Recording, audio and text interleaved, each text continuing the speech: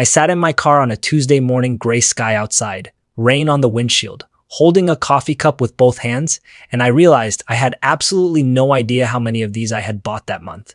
Not even a rough guess. Zero idea. That one uncomfortable thought sitting in a cold car on a forgettable Tuesday turned into a 30-day experiment that permanently changed how I think about every financial decision I make. This is what actually happened. Let me be clear about something before we go further. This wasn't fancy coffee, no artisan roasts, no oat milk situation with latte art. Just normal, everyday, survival coffee, $5 here, $7 there, sometimes twice in one day when work was particularly brutal. And I never questioned it because it felt small. $5 never feels like a decision, and that is exactly what makes it dangerous, not the $5 itself. The invisibility of it, the way it disappears without leaving a trace in your memory or your awareness. Here is something I want you to think about right now, not later, right now. What is your version of the coffee food delivery? At midnight, subscriptions you forgot you had. Random purchases that felt like nothing in the moment. We all have one, most of us have several, and most of us have never actually added them up. So sitting in that car on that gray Tuesday morning, I made myself a deal. Just 30 days. Every time I wanted to buy coffee, I would invest that money instead. Not some complicated financial strategy, not a massive lifestyle overhaul. Just this one small redirection, 30 days. That was the whole experiment. I am Mahfuj, by the way. This channel, Finance with Mahfuj, isn't about perfect financial decisions. It is about honest ones. The messy kind, the learning kind, the kind that actually look like real life. And here is what I've come to believe before we even get into the results. Most financial change doesn't happen through huge dramatic decisions. It happens through tiny repeated behaviors you barely notice while they're happening. Coffee turned out to be one of those behaviors for me. The first few days felt almost too easy. I downloaded an investing app, picked a simple low-cost index fund. Nothing complicated, nothing exciting. Set up small automatic deposits every time I skipped a coffee. And I felt genuinely good about myself, productive. Like I had finally cracked some financial discipline code that everyone else was still struggling with. I want you to remember that feeling I just described because it matters later. That early excitement is real, but it is also temporary. And what comes after it is where the actual experiment begins. Around day 6, something shifted, not dramatically, quietly.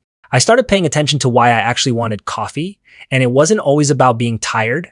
Sometimes I wanted it because I was bored. That slow, restless, can't focus kind of boredom that makes you want to do something, anything, just to feel like you are moving. Sometimes I wanted it because I was stressed. The warmth of the cup, the familiar smell, the ritual of wrapping both hands around something warm when the day feels cold. There is something genuinely comforting about a habit you have repeated 1,000 times. Your brain associates it with relief. And sometimes I just wanted a reason to leave the house or a small reward for surviving another difficult day. That realization stopped me because none of those reasons are actually about coffee. They are about emotion, quiet emotion, the kind that runs so far in the background you don't know it is there until you interrupt it. Now here's the part I want to talk about with complete honesty. Because most people summarize this section as it got hard. But hard doesn't really describe what happened on day 10. Day 10 was a genuinely exhausting day. The kind where your brain is running on its last 2% of battery and your body is moving purely on routine. I was walking down a street I walk every day and I passed my usual coffee shop. I wasn't even planning to stop, but the smell hit me before I saw the door. That warm, roasted, familiar smell that my brain has connected to comfort for years. And my body just turned like pure muscle memory. I was reaching for my wallet before I had consciously decided anything, and then I just stopped, standing on the pavement, hand halfway to my pocket, arguing with myself over $5, which sounds ridiculous when I say it out loud now. But it didn't feel ridiculous in that moment. It felt like the most reasonable negotiation in the world. Just this once, just today. You've had a hard day. You deserve it. And I want to be honest with you.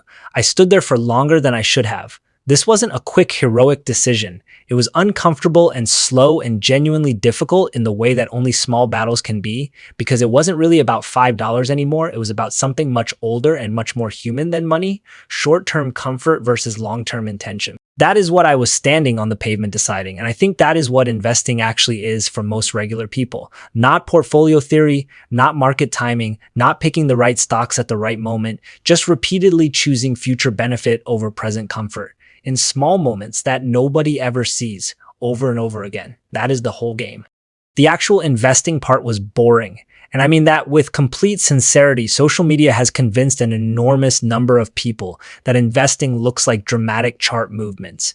bold calls that pay off instantly, and screenshots of massive overnight gains. My experience looked absolutely nothing like that. I was putting in small amounts slowly, quietly. After the first week, the numbers barely moved. After the second week, still barely moved.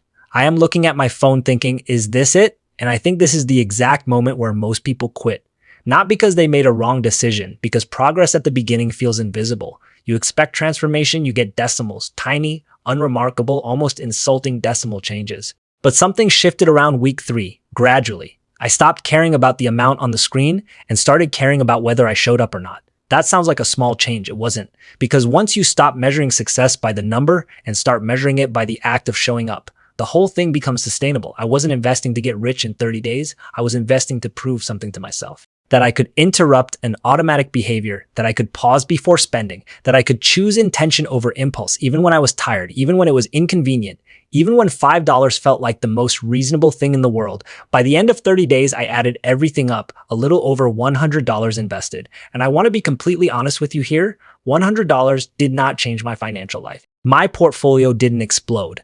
I am not sitting here with a dramatic transformation story because that is not what happened. And I think you deserve the real version. But here is what I want you to sit with for a moment. $5 a day invested consistently, not coffee money specifically, just $5 over 10 years, with average market returns become somewhere between $15,000 and $18,000 depending on the year and the fund. Not from a large salary, not from a windfall, just from $5 a day showing up consistently over time. That number surprised me when I first did the math because it makes the decimal changes feel completely different. The decimals aren't the point. Time is the point. Time is always the point. And most of us are spending it $5 at a time without ever doing that calculation.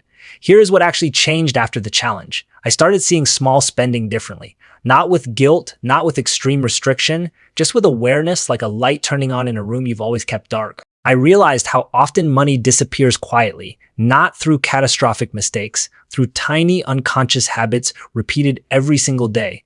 And then I started looking at everything else the same way. Not just coffee, everything. What do you spend without thinking about it? $15 a week on something automatic is $60 a month. $60 a month is $720 a year. $720 invested consistently over 10 years is a number that would genuinely change how you feel about your financial future. Not because the amount is dramatic, because time and consistency together are the most underestimated force in personal finance. After the challenge ended, I still bought coffee sometimes. I want to be clear about that. This is not a story about never enjoying anything, but now it feels intentional. Before it was automatic. I didn't decide to buy it. I just did. Now I actually ask myself, do I want this or am I just on autopilot right now? That pause, that 1 second of actual awareness probably saved me more money than the entire 30-day challenge combined. Because here is what I have come to genuinely believe about money habits after this experiment. Good financial habits change your identity before they change your bank account. You start seeing yourself differently, more aware, more deliberate, less reactive, and that shift in how you see yourself, that is the actual foundation that everything else gets built on. Financial stability doesn't usually arrive dramatically, it grows the way most real things grow. Almost invisibly at first. Just like compound interest, just like trust, just like the slow accumulation of small honest decisions made over a very long time. So no, investing my coffee money for 30 days didn't make me wealthy, but it did something I think is genuinely more valuable than any single month of market returns. It changed the relationship between me and my money from unconscious to aware, from automatic to intentional, from reactive to slowly, imperfectly, more deliberate. And I think that is where real financial growth actually starts, not in the market, in the mind. First in the mind, then everywhere else. If you have ever wondered whether small habits actually matter financially, I think they do, not because of 1 month, but because of what one honest month teaches you about yourself and what that self-knowledge compounds into over time. I am still figuring this out alongside you. That is what this channel is. Finance with Mahfuj, not a guru, not a forecast. Just one person getting more intentional with money. One small decision at a time. If that kind of honest journey is something you want more of, subscribe and come back for the next one. And take care of yourself.